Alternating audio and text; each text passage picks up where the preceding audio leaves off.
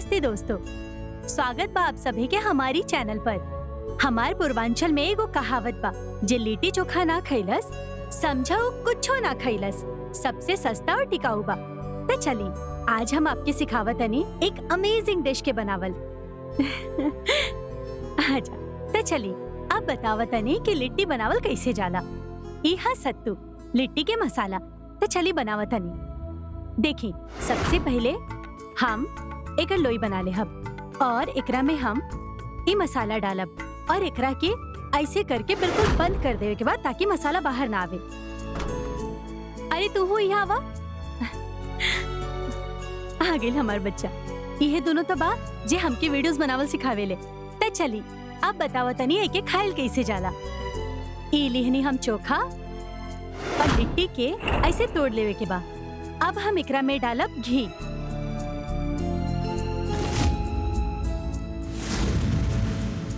Mummy mummy दादी आवत तारी।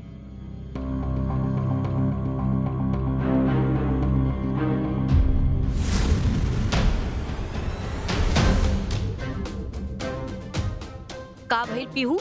काहे कैसी हंसत बाड़ू? कुछ ना दादी, वो मम्मी लिट्टी चोखा बनात रही सब था। पता बा का करत रहली। जरा सा मौका मिलल नइखे की चल्ली कैमरा लगावे। तू लोगन के ना पढ़ निकल गईल बा। और सुना बहू, अगला हफ्ता ना डॉक्टर साहब आवत बाड़े, चले के बा हुआ। जे लोग उनका से इलाज करवैले बा ना, उ सबके बेटा भइल बा।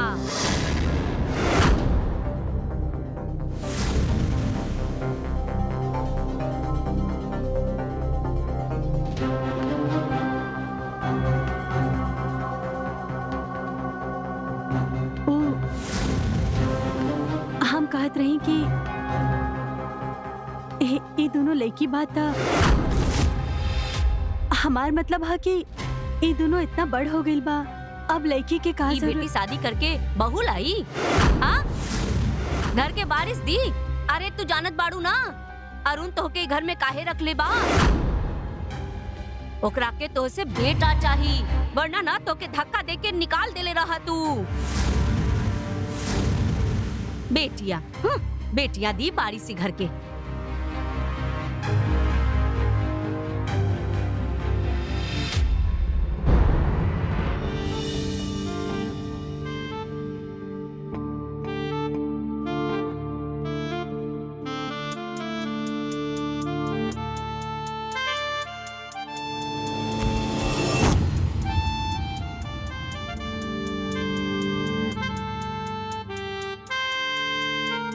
देख के कहा न चलेनी आई।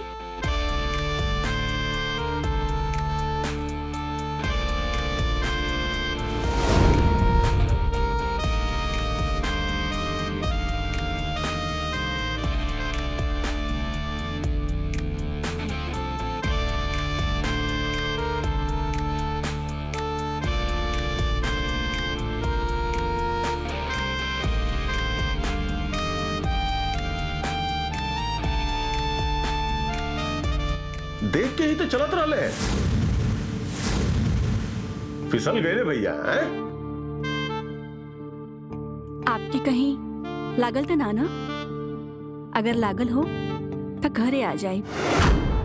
हम ऐसा मालिश करा कि आपके सारा दर्द चल जाए। वाह वाह वाह वाह वाह वाह, का अरुण भैया घर में नचनिया और यहाँ छमिया है।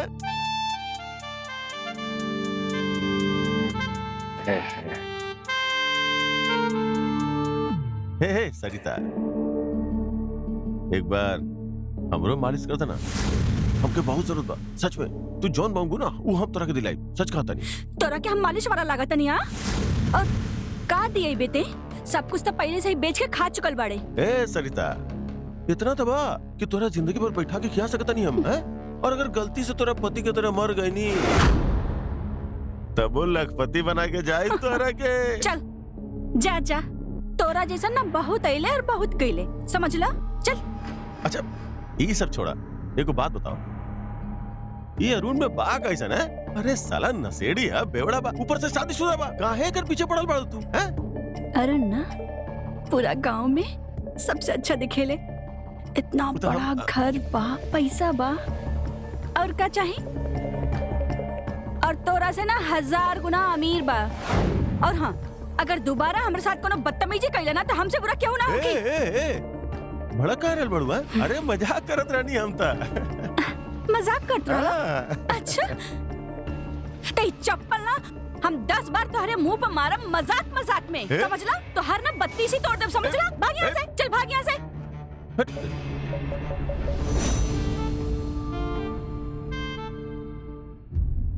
मम्मी, अब बस हो गई, अब बाकी का काल पढ़ ले। धीरे बोला, दादी सोता तारी। अगर उठ गई ली ना तो बहुत मारी है।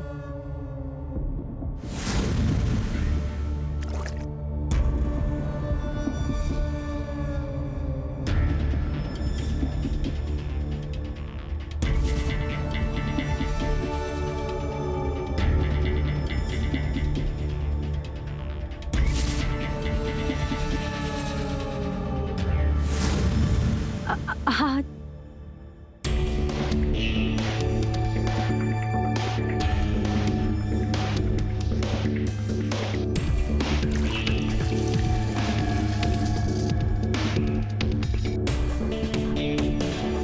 नाव्या बेटा, पानी लावा तो। हम लेके आवता नहीं। अरे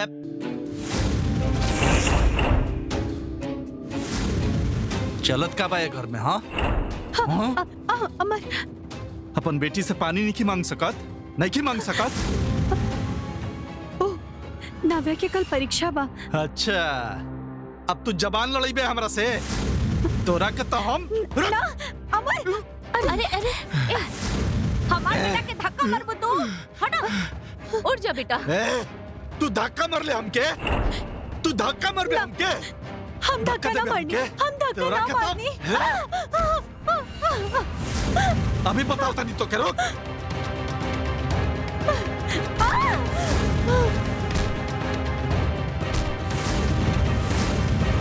हमके छोड़ दी, छोड़ दी। धक्का देबे।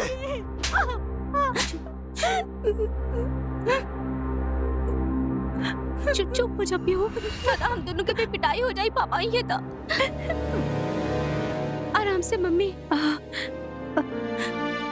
बैठ जा मम्मी। मम्मी, ज्यादा दर्द होता? हम डॉक्टर चाचा के यहाँ से दवाई लेके आई। ना, तू रुका। हम ठीक बनी। जा, तू पढ़ाई करा, जा।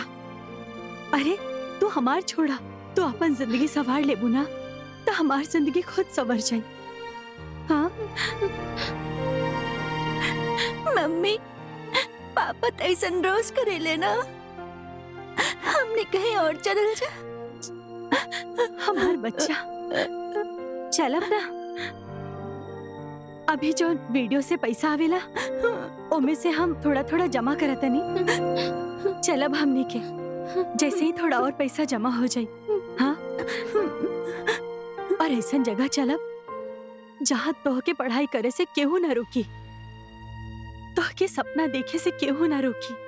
सपना देखे से का होला मम्मी? बेटा, सपना हमने के जिए के उम्मीद देवेला, और उम्मीद हमने के जिंदगी से लड़े के हौसला।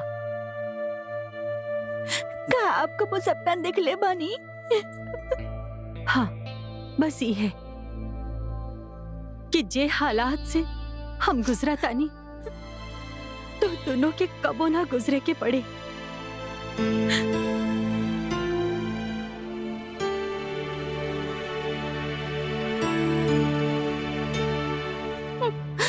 जा बेटा, फोन लेके आवा।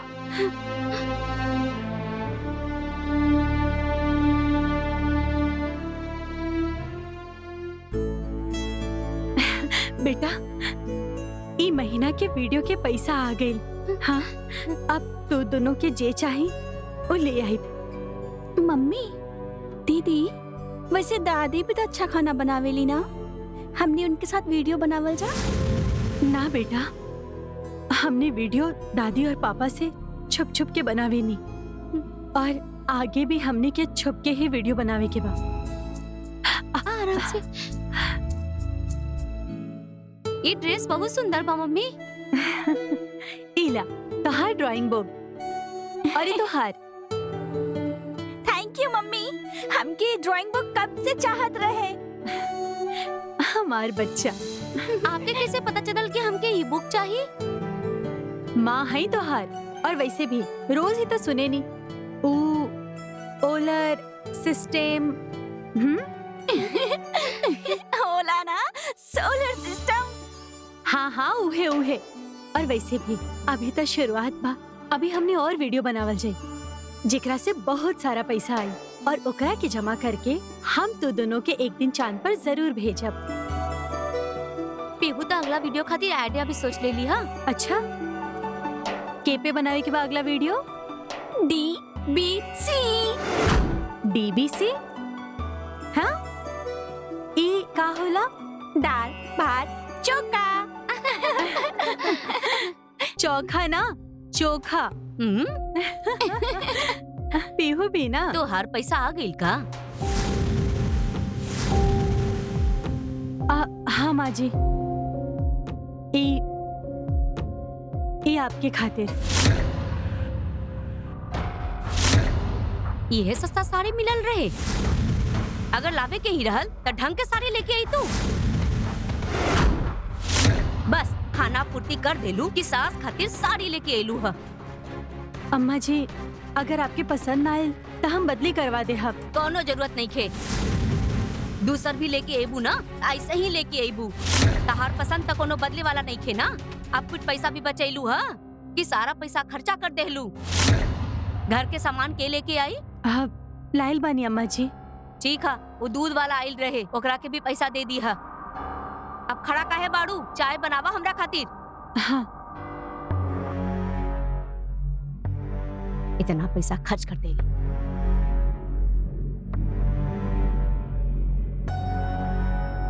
मम्मी, हाँ, आप ऐसे काहे करतानी? का भइल नव्या? आप पापा की जेब में पैसा काहे डालतानी? अगर हमने उनकर मदद ना करब तो घर में खाए पिए के सामान तक ना आई। बाकी मम्मी, आपके बुरा नहीं के लागेला? अगर आप ये पैसा बचेबू तो हमने एजा से जल्दी भाग पाई। हाँ, कर सके नी, लेकिन फिर उनका में और हमने में फर्क का रही है ना? और वैसे भी उनकर करनी उनका साथ और हमने के करनी हमने के साथ। भविष्य की चिंता करके वर्तमान थोड़ी खराब करब, है ना? और वैसे भी आज जिंदा रहब तबे तो कल वो बनब। उका अरे उहे उ चांद पे जाएले जे सफेद कपड़ा पहन के मुंह पे मटकी लगा के। अरे मम्मी, ओकरा ओशनर बोला था। हाँ उहे उहे।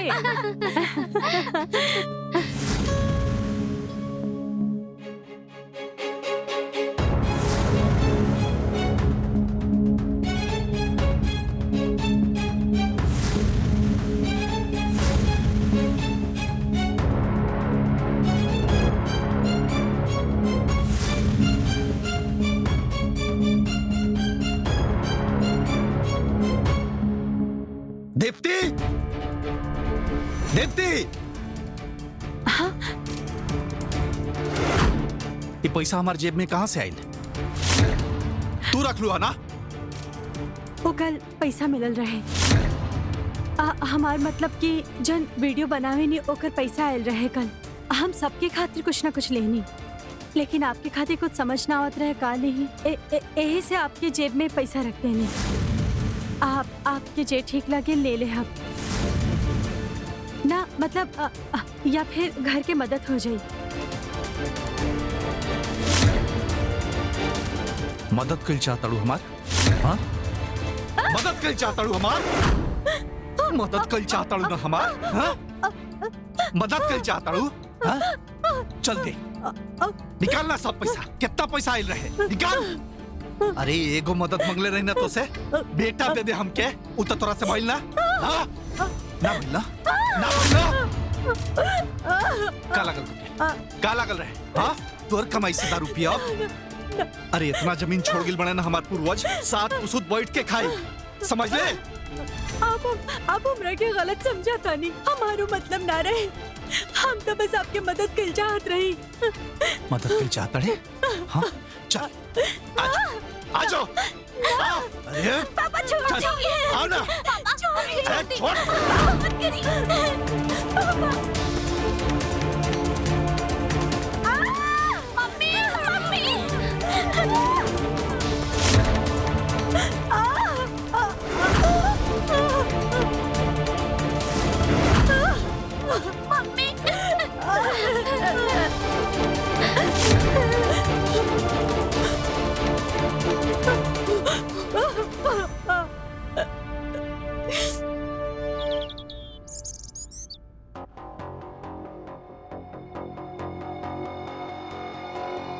ए भाभी,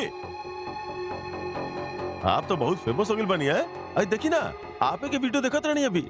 खाना जो बनावे नहीं भाभी आप, ओकरा से ज्यादा स्वाद तो आपके देख के आवेला। अरे भाभी, ई कौन सा बात हो गई है? हम आपके तारीफ कर रहल बानी और आप बानी के हमरा भाव ही नहीं के दे रहल। अब हमसे बेरुखी दिखा के का मिली आपके? इकलौता हमदर्द बानी हम आपके, बता रहल बानी। वो तो आप है जो सह रहल बानी इतना। अगर हम होती ना तो वो शराबी के छोड़ देले रहती अब तक। भाभी चलो एक बात बताई हमरा के, वो अरुण में ऐसन का बा जौन हमरा में नहीं खे? बताई ना भाभी। ओ अब बुझनी। आपके पिटाई पसंद बा है ना भाभी? आप बहुत पिंकी टाइप बानी, मान जाए ना। हम भी आपके मौका दे, आप हमके मार लिया बस। और जैसे मन करे वैसे, चप्पल से थप्पड़ से, जैसे मन करे वैसे। ए भाभी रुका तो सही। तो हर हिम्मत कैसे भाई लैसन बकवास बात करे के? चुप बानी तो कुछ भी बोलबा का? वाह भाभी, हाँ? बहुत मजा आए। करंट सा लगल आप छुअनी हता बाहर से।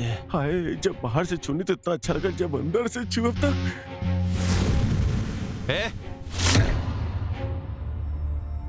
का हाँ? का और अलबा? अरे अरुण भैया देखी ना, भाभी जी के तनी सा गलत फहमी हो गई बा। ये आदमी तब से हमरा से बदतमीजी कर ये रहा था। भाभी जी का बोलल बानी आप है? आपसे बदतमीजी करे से पहले हमारी जबान कट जाए। हमके माफ कर दी, हमके माफ कर दी। आप जो चाहत नहीं ना वो हम नहीं कर सकते। आप अरुण भैया के पत्नी हैं, हम नहीं कर सकते। ये आदमी झूठ बोला था, हमारे यकीन करी, ये झूठ बोला था। अरे तो मरद जा था, तो क्या जरूरत बा ऐसे मुंह लगे के? आए? आप जाने नहीं ना हम का कर सकेनी और का ना। सब जानीला तू का कर सकेले। वीडियो में जैसे तू ऐसे कमर मटका मटका के नाचेले ना, गोविंद के सामने भी ऐसी नचले हुई बे। ना चल, हम कुछ नहीं की गई। आज तू घरे चल, हाँ, अच्छा कुछ से ना नचाओ कहीं तनी। आज चल।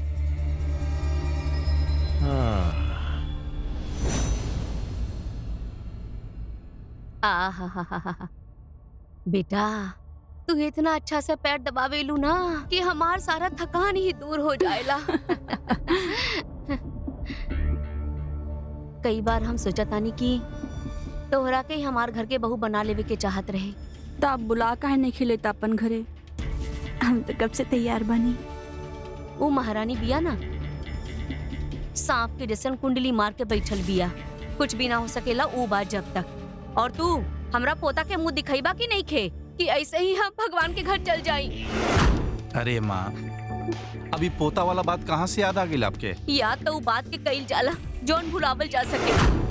अरे वो दीप्ति कई बार ओकरा के कहनी है हम। बाकी का कहतिया पता बा? हमार दुद्दू को बेटी बिया ना, कोनो बेटा से कम नहीं खे। अरे कोनो फिल्म बा का कि फिल्म देख लियो लाइन बोल दी। टाइम मिली तब तो करी ना। दिन भर वीडियो बनावत रहेले फोन पर। आज की वीडियो देखनी है? देखी।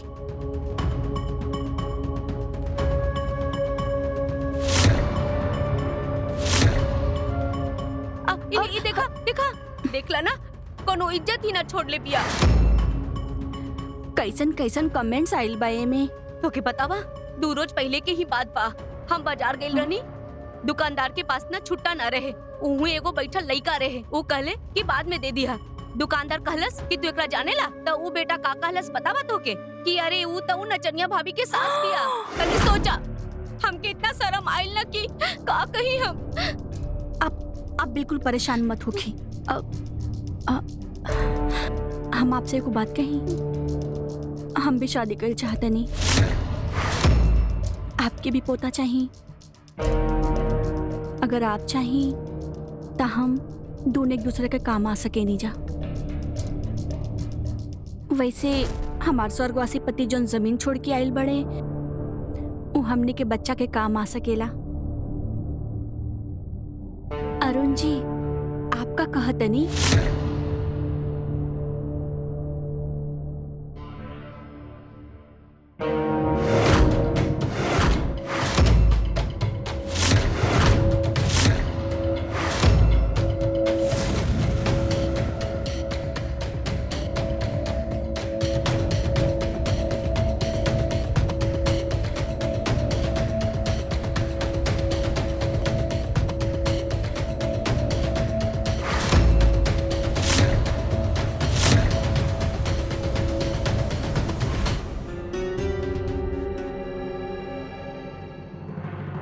अरे खड़ी का बड़ू, जा जल्दी खाना बनावा, भूख लागल बा हमके। और हाँ, चाय भी लेके आई है। और कितना बेइज्जती करई तू हमार? हाँ बोला। का हो गई? का कहीं नहीं हम। हाँ का नाटक करे लो हैं? सही बोले ले सब लोग तारा बारे में। हाई देखा का है बोला। अगर क्यों ऐसन कमेंट करता तो हम का कर सके नहीं। मजा तो बहुत आवत हुई ना ऐसा गंदा गंदा कमेंट पढ़ के। आवत हुई ना मजा? का घुरत बड़ू? मजा आवत हुई ना? का हो गई बाप के? हाँ कैसन बात करता नहीं। मजा तो बहुत आवत हुई ना तारा। हाँ तबे तो हमरा इतना मना के बावजूद तू ऐसा वीडियो बनावत रहेलू लगातार। हाँ का बुराई पाई वीडियोस में? केहू से भी एक ना मांगे नहीं। और वैसे भी पिछला 7 महीना से ये वीडियोस के पैसा से ही घर चल रहा बा। और अगर घर बैठे 2 पैसा कमा लेता नहीं तो बुराई का बा? का समस्या? हाँ अच्छा तो तू अब रोब झड़बू? हाँ तार कमाई खाइला हम? हाँ? हमारा हाथ छोड़ी। छमक छल्लो के पति, नाचे वाली भाभी के पति, ये नाम से लोग जाने ले हमके। पूरा मार्केट ऐसे ही बुलावेला हमके। ये चाहता है तू? हाँ कि लोग हमके यही नाम से बुलावे? बोला हम भी तो इतना साल से आपके नाम से ही जानल जाता नहीं। हाँ हम तो बुरा ना मानिए। ये सब आपके सरिता सिखैलस ना? तो तू अब सरिता के बराबरी करबू? सरिता के बराबरी करबू तू?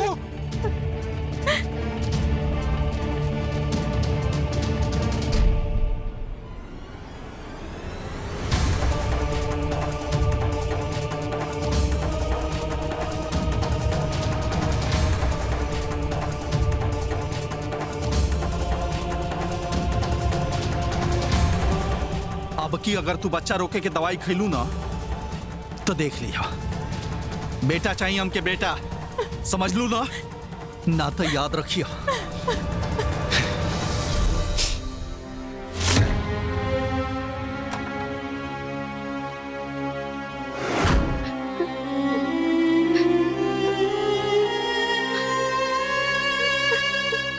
पिछले साल घरेलू हिंसा की वजह से पुलिस में बहुत सारी घटनाएं दर्ज हो गई, लेकिन असल मामले में उससे भी ज्यादा है जो घटनाएं होती हैं, क्योंकि हम जानते हैं कि ऐसे मामलों पर पुलिस की नजर कभी कभार नहीं पहुंच पाती। इसीलिए हम लोगों को सतर्क रहना चाहिए। नमस्कार, मैं रवि किशन क्राइम फाइल्स के इस एपिसोड में आप सबका स्वागत करता हूं। घरेलू हिंसा के साथ सबसे बड़ी समस्या है कि हिंसा का शिकार महिला अगर उसका प्रतिकार ना करे तो हिंसा करने वाला हिंसा को अपना अधिकार समझने लगता है। दीप्ति के साथ वही हो रहा था। बेटियों पर कोई आंच ना आए इसीलिए अपने ऊपर हो रहे अत्याचार को चुपचाप सहती रही। आइए देखते हैं बेटी की चाहत में दीप्ति का पति उसके ससुराल वाले दीप्ति पर कौन से घिनौने अपराध करते हैं। आइए।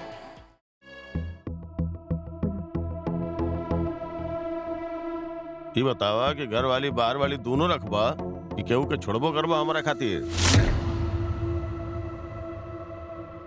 देखा उस सरिता कहत रहे कि तू शादी वादी करबो ओकरा से। शादी तो हम कोई चाहता नहीं सरिता से, काहे कि वो दीप्ति बर्दाश्त नहीं हो रहा हमसे। अब दीप्ति से छुटकारा भी चाहिए, शादी भी करे के बा। हैं? अब सरिता से जब शादी करे के बाद तो छोड़ काहे नहीं करते भाभी के? अरे छुटकारा तो हम हर कीमत पर चाहतनी उसे, बाकी का करी। 10 महीना से घर के खर्चा चला रहा बिया उ हमार, बहुते फेमस हो गई बिया। अरे हमके डर लगेला कि हमार वीडियो बना के ना डाल देवे। अबे कैसन मर्द है बे, हैं? एक औरत से डरा गईला? अरे समझ नहीं खा रहा तू, शोहरत बहुत बढ़ गई बा ओकर, समझ ला। लेकिन ई बार हम फैसला कर ले बानी, ओके घर से बाहर निकालिए देता नहीं। ऐसे कैसे निकाल दे बा? अगर तू बिना कोनो भी रीजन के ओकरा घर से निकाल दे बा, अरे तू पुलिस के पास चल जाई ना, तब क्या करबा? मगर एक काम हो सकेला, तू घर से चल भी जाए और पुलिस तक पहुंचे भी ना। ए गोविंद, अरे पहली का बुझाओ तड़ा भाई, हैं?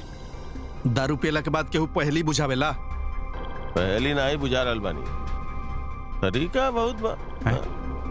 जब तू मन बना लिया तब आ जाइया, हम तो बढ़ले बानी बतावे खातिर। पर हाँ, जौन करिए तो सोच समझ के करिए। एगो उपाय बा ऐसे।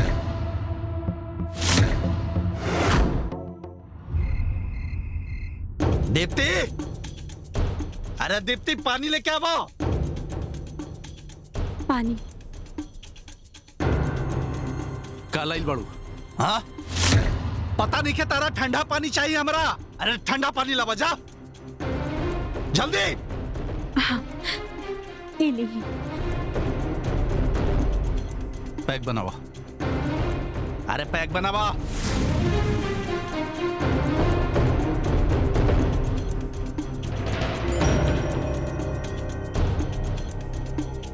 अरे जल्दी करा। हाँ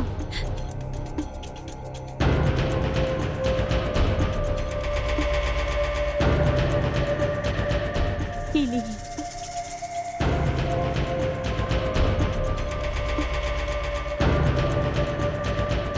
पी हाँ पी।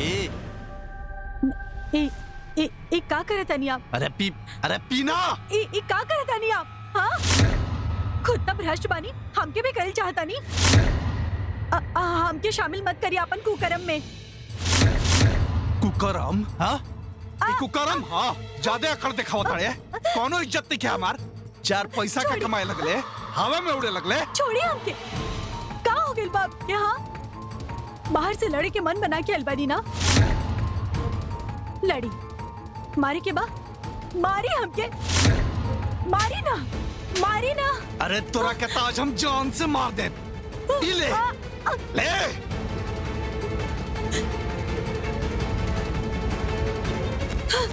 ए, रुक।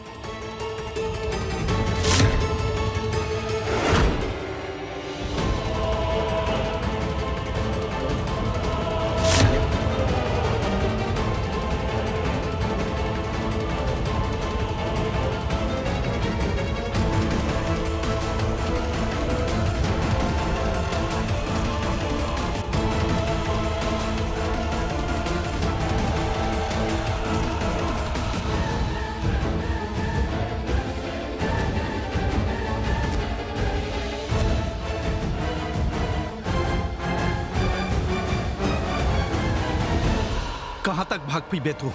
हाँ, अगर साथे न चलबे तो तोर गुस्ताखी के कीमत तोर बेटी चुकई है सा।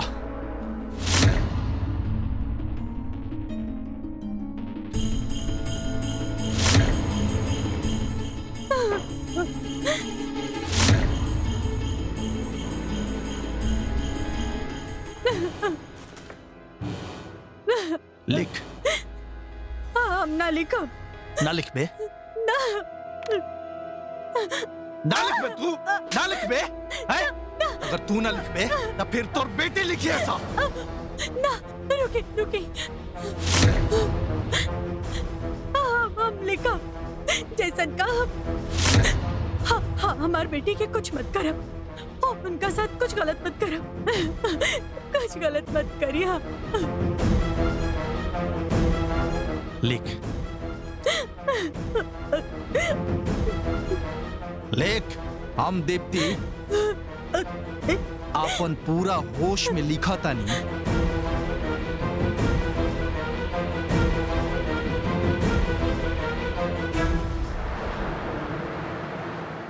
पीहू मम्मी के दिख लो हका ना चला ढूंढल जाए। मम्मी मम्मी मम्मी मम्मी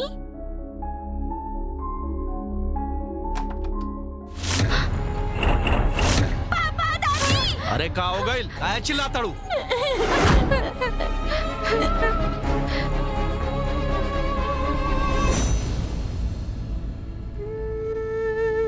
पीहू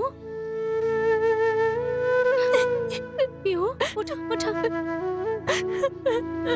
कहाँ हो गई? काहे रोवत बाड़ू? चुप हो जा पीहू। तो की याद बाना मम्मी हमेशा का कहत रहली? पता बा मम्मी जब भी कोनो गड़बड़ होई या कोनो डांट दी पीहू स्कूल में ही रोवे लागेली। आज सड़क पर एगो डॉगी भौंक देले तो चिल्लावे लगली और वहाँ से भाग गेली। अच्छा पीहू हमार बच्चा, एक बात हमेशा याद रखिया कि कबो कोई भी समस्या आए ओकरा से भागे के नहीं खे, ओकर डट के मुकाबला करे के बा। एकर मतलब ई है कि सड़क पे कोनो डॉगी आके भौंके त हम ओकर सामने खड़ा रही। बिल्कुल, इधर आवा। देखा जानवर भी ना ऐसे केहू पे हमला ना करेले। जब उनका के लागेला कि सामने वाला उनका से कमजोर बा तब वो हमला करेले। अब एकर मतलब ये नहीं खे कि आप जानवर से जाके खुद लड़ जाए। अच्छा बताओ, हमने के अम्मा हमने के का सिखावेली? हर रात के बाद दिन के आगमन होला। और वैसे ही समस्या के बाद जीवन में खुशहाली आवेला। हमार बच्चा मम्मी कहत रही कि मुसीबत के सामना करा और खुद चल गईली। ना मम्मी ऐसा कबू ना कर सकेली। जरूर कोनो बात बा जे सब हमनी से छुपावता। हमनी के सच के पता लगावे के होगी। तू तो हमार हेल्प करबू ना?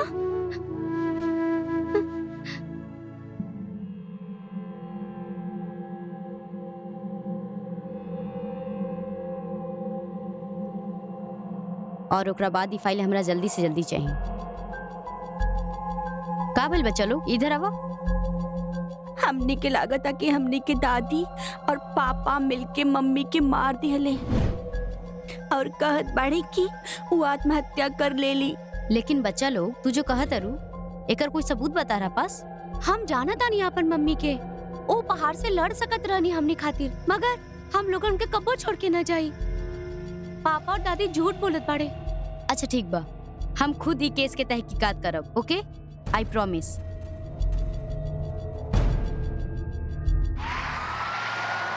इंस्पेक्टर मैडम, आप खुद ही देखी ना। आपके कहना बा कि आपकी पत्नी आत्महत्या कैले बड़ी। जी चला हम मान भी लेतनी। तो ई बतावा कि ओकरा आत्महत्या करे खातिर के उस कैलस? ना मैडम, केहू सैले ना रहे। वो तो एगो मनोरोगी रही। चला दीप्ति आत्महत्या कैली तब पुलिस के कहना बोलेला? अब इस सब में पुलिस के भी बुलावे के होखेला। हमनी के पता ना रहे मैडम, ना तो भगवान कसम हम पक्का बोली थी। हम पढ़ल लिखल ना ही ना जानी ला ना इस सब के बारे में। मैडम अगर आपके शंका हो रहा बा तब हमार बेटी सबसे पूछी। एकनी की चीखे चिल्लाए के बाद ही हमने उठल रहे। पीहू, नव्या। मगर आपकी बेटी लोग ही हमरा बतैली कि तू ही अपन पत्नी के मरले बाड़ा। और मर्डर हो या सुसाइड हो, दोनों ही परिस्थिति में मुकदमा तक तहारे पे चली। लेकिन मैडम हम तो कुछ नहीं के लिए हम। देखा नव्या, हो सकेला कि तार मम्मी के मर्डर भइल हो, लेकिन हमनी के कोई ऐसा सबूत नहीं मिलल कि उनका अरेस्ट कर सकी।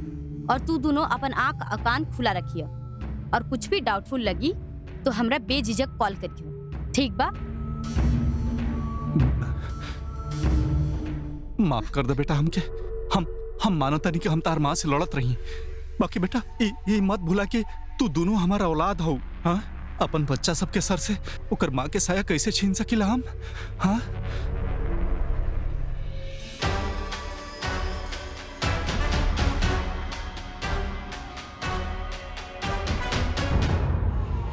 कहते हैं शोहरत एक दोधारी तलवार है। शोहरत की एक कीमत होती है, उसका एक मूल्य होता है। दीप्ति की शोहरत ही उसके मौत का कारण बनी थी। दीप्ति की बढ़ती हुई शोहरत की वजह से अरुण और उसकी माँ घबराने लगे थे। उन्हें लगने लगा था कि एक बार दीप्ति के पास अपने पैसे आने शुरू हो जाए फिर तो कभी उन्हें बेटा पैदा करके परिवार को वारिस नहीं देगी। इसीलिए उन्हें दीप्ति को रास्ते से हटाने का संगीन जुर्म किया। लेकिन एक माँ के मरने के बाद उसके 2 मासूम बच्चों के साथ क्या होगा, आइए देखते हैं।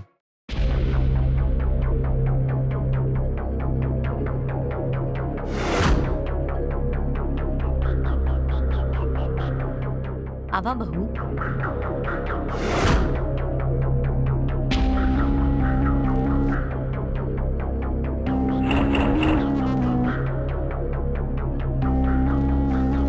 नव्या, पीहू बेटा, हम सरिता से शादी कर ले बानी। अब से तू लोग इनका के माँ बोले पू और वैसे ही प्यार करिया जैसे अपन माँ से करत रहो।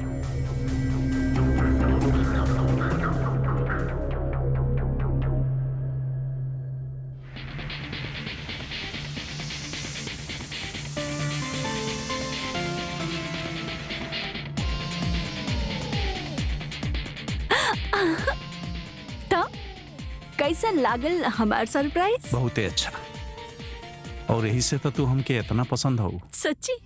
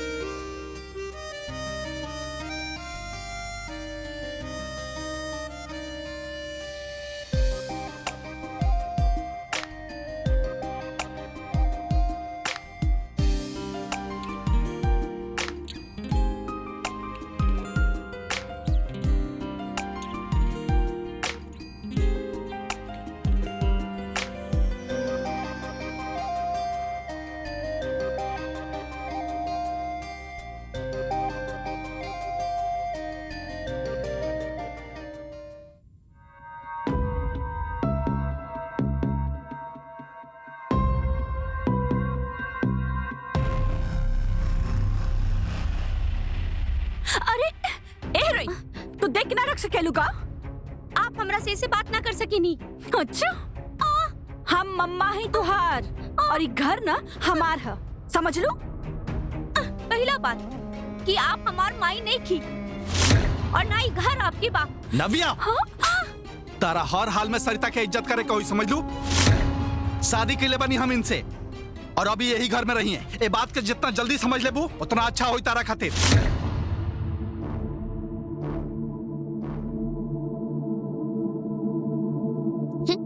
का भेल दीदी?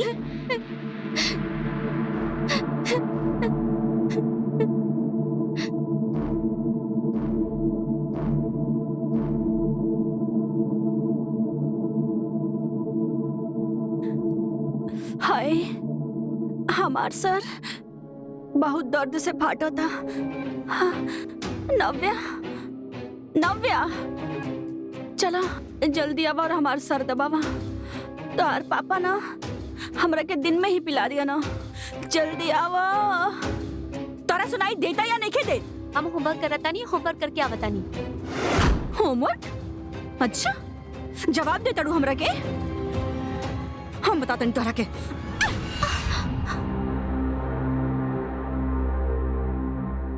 हमने की मारत काहे बानी? समझ नहीं क्यों हमने अपन पढ़ता नहीं। एक सवेरे से काम करावत बड़ी हमने की पढ़े भी नहीं की देत। हमसे जुबान चला रहा पड़ू तो रखत।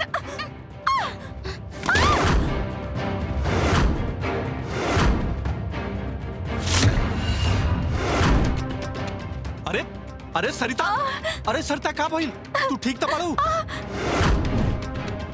छोड़ी हमके। आप यही हमके ब्याह के लिए आइले रहनी कि अपन बच्चन से हमके पिटवाई। अरे का चल रहा भाई सब? हाँ, हम थोड़े काम खातिर का बोल देनी।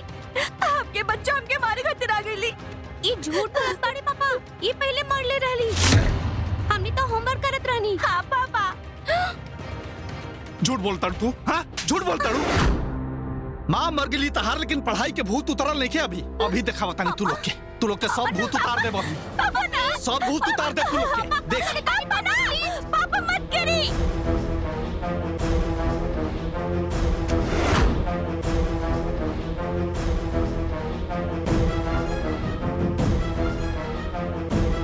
सब कुछ देख लिए, सब कुछ। हम कहीं नहीं, हाँ अबे बता नहीं, हम कहीं नहीं है ना तोरा के तो।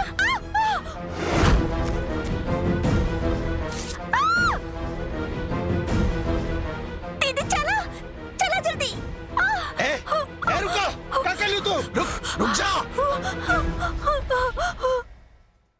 दीदी हमके डर लगा था। तू डरात काहे बाड़ू? हम बानी ना। पापा हमने के ढूंढ रहा लोग यहाँ, अगर हमने उनके मिल गई नहीं तो हमने के भी मार डालिया।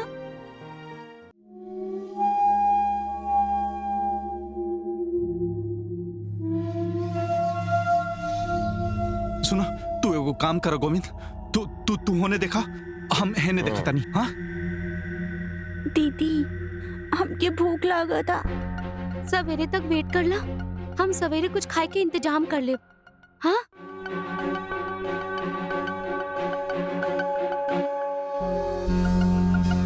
बच्चा ई घरी ऐजा। बच्चा तू लोग ऐजा इतना रात के? ताहार घर वाला परेशान होत हुई लोग। चला हम तारा लोग के घरे छोड़ देता नहीं। ना ना हमने के घर नहीं के जाए के, हमने के एकरा वजह से ही आइल बानी ना। ओ हमने के मार डाली है। घर नहीं के जाई के बा, पापा और दादी मिलके मम्मी के मार डाले। अगर हमने घर गई नहीं तो वो हमने के भी मार दी है। ना ना हमके घर नहीं के जाएंगे, नहीं के जाएंगे। अच्छा अच्छा अच्छा, परेशान मत होगा, ठीक बा? हम कुछ करता नहीं। हाँ बिल्कुल परेशान मत होगा। इनका एगो केस बनावा इनका घर वाला के अगेंस्ट। आपके कुछ दिखावे के रहे, दिखावा।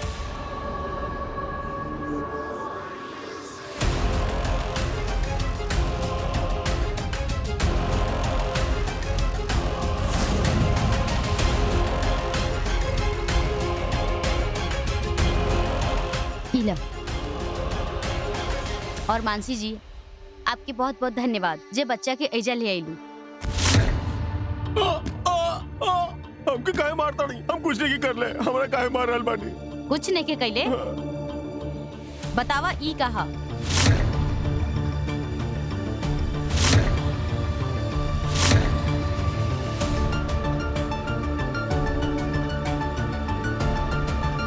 यार अरुण,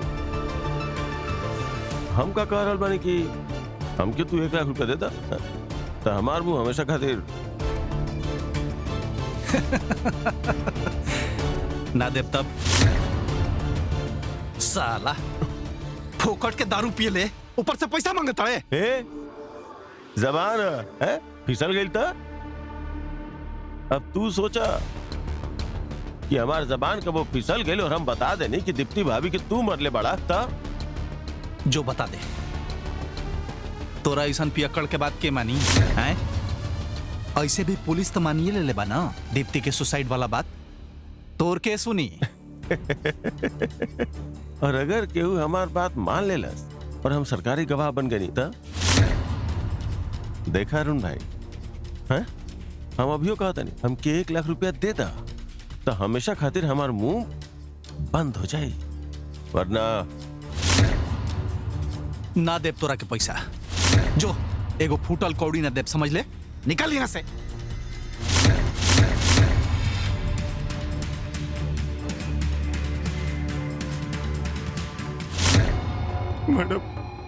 मैडम उतब दीप्ति भाभी के मारिक ना रहे मैडम, उतब अरुण भाई के बात में आगे नहीं है मैडम। तरीका बहुत बा है? जब तू मन बना लिया तब आ जाइए, हम तो बढ़ले बानी बतावे खातिर। हाँ जौन करिए तो थोड़ा सोच समझ के करिए। एक उपाय बा इससे।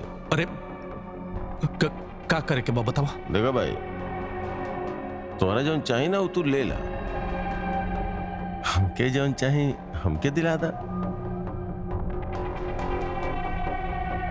मतलब तहरा चाहिए दीप्ति, और हमके शादी करे के बा सरिता से।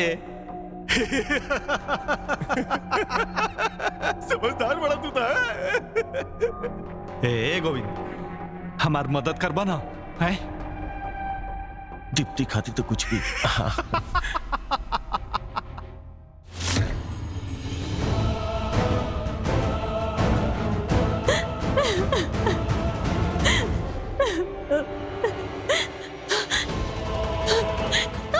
हमरा के छोड़ दी हमरा के, प्लीज ऐसा मत करी।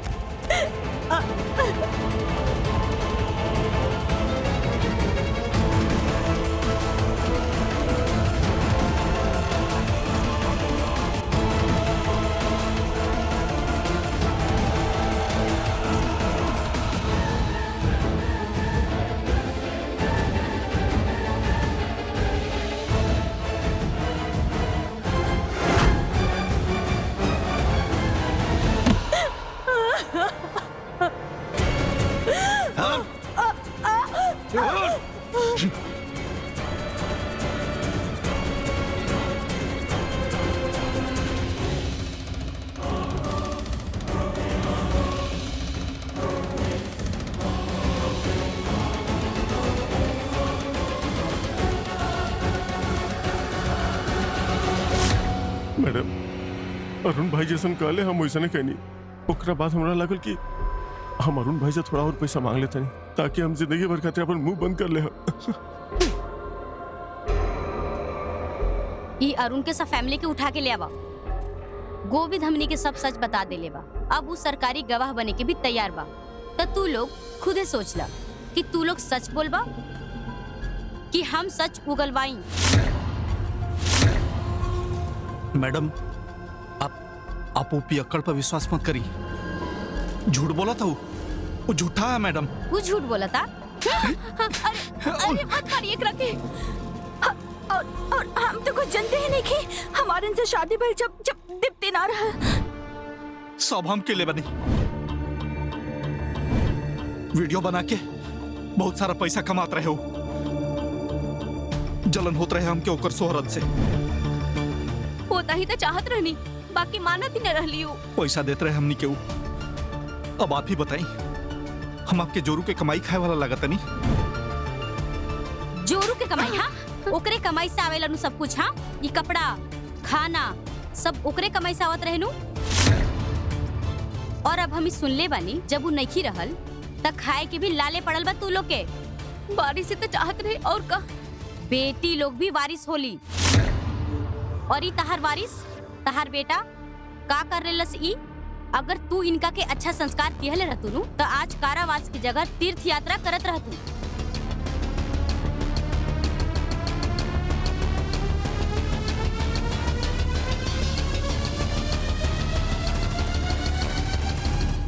आज जब भारत चांद पर अपने निशान छोड़ रहा है, उस दौर में इस देश में ऐसे भी लोग हैं जो अब भी लड़के लड़कियों के भेदभाव करते हैं।